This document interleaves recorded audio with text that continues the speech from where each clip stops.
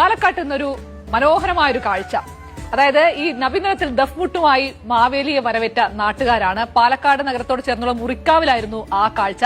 നബിദിനവും തിരുവോണവും ഒരു ദിവസം വന്നാൽ അത് മതസൗഹാർദ്ദത്തിനുള്ള വേദിയാക്കുകയാണ് പാലക്കാട് നഗരത്തിനോട് ചേർന്നുള്ള മുറിക്കാവ് എന്ന ഈ ഒരു പ്രദേശവാസികൾ എല്ലാം തന്നെ.